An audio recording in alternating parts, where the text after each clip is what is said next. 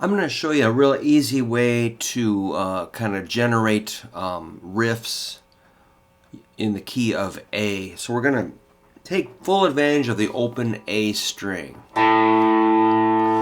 which sounds like a lot of rock songs to my ear. I'm going to do some steady eighth notes. Well, let's start with the A5, which is open and second fret, fourth string, just two strings.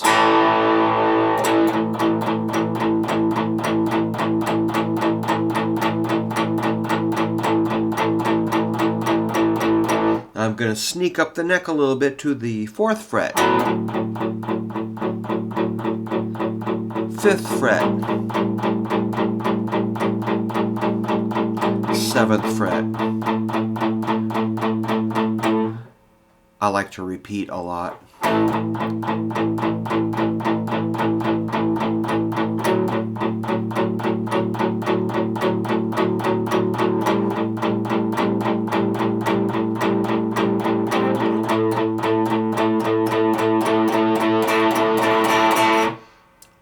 So I like that 5th to 7th fret interval.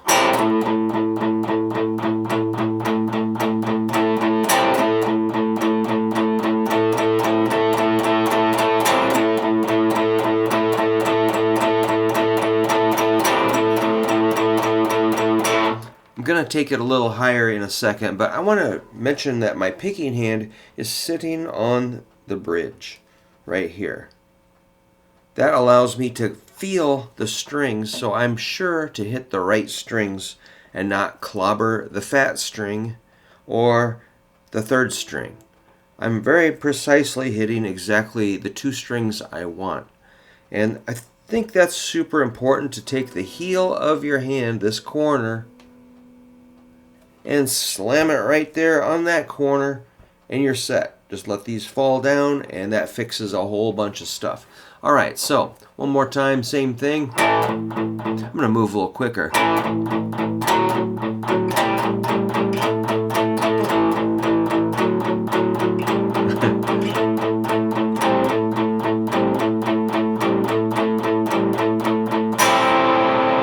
You could add that chord. That's like a C with an A bass note.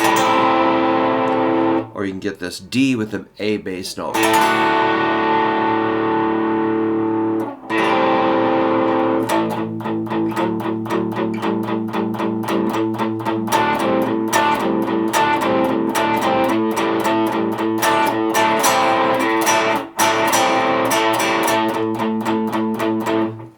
You might notice I'm palm muting a little bit too, so that's why it's really important to get your hand back there so you can control.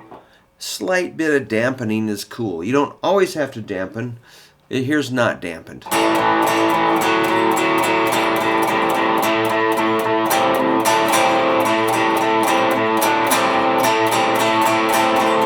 Wide open, very cool, but it's polite to palm mute slightly. All right, now that's an octave here. A and A. And that just rings out, and it's so easy. That's why it's kind of awesome.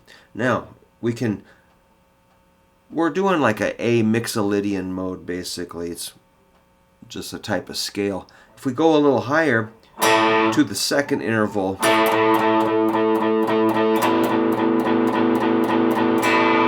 at the 9th fret, that's a B. Now we'll go up to or a second. I call it a 9th or a second. Same thing. Let's go up a whole step to a major 3rd. That sounds kind of pleasant, the major 3rd. Now we've got kind of a melodic pattern. We can go.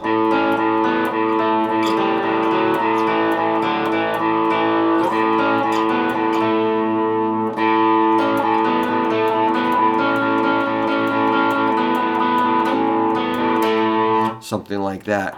Real basic stuff.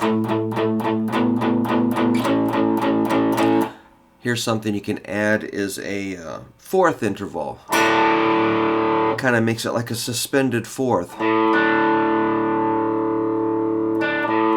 See why fourths sound weird, Don?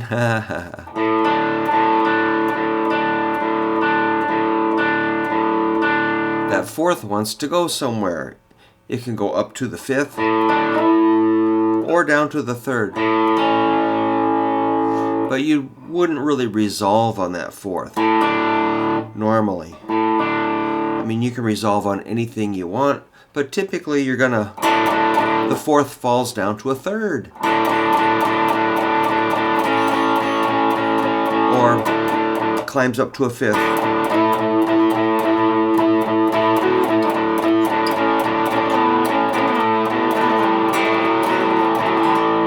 So I was doing a little hammer on, pull off, kind of just falling down the stairs there with joy and abandon.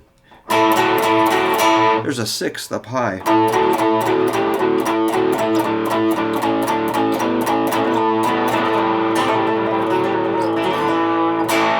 So they're like power chords, but melodic. So you have that drone. You're kind of doing rhythm guitar with that A plus that moving scale, which is Mixolydian.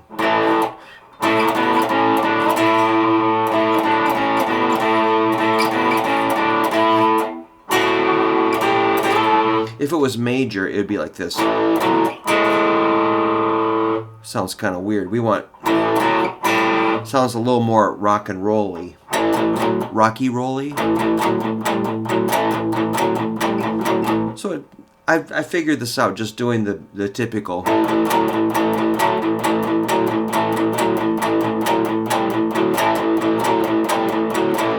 And I know some of them sound good and some sound weird. That's a flatted sixth or augmented fifth. Sounds kind of dissonant, but I use it sometimes.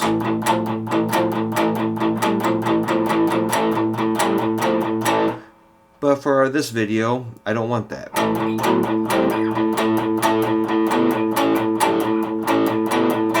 So the typical chord tones are like the root in the fifth, maybe the root in seventh, a unison, a third.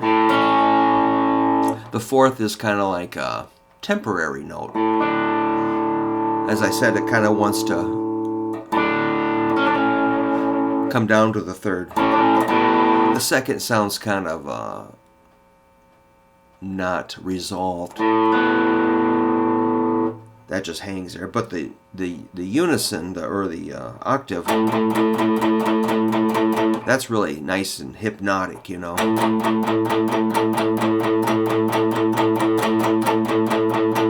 And then you can add that dominant seventh, kind of has some propulsion. It kind of pushes us up to the octave.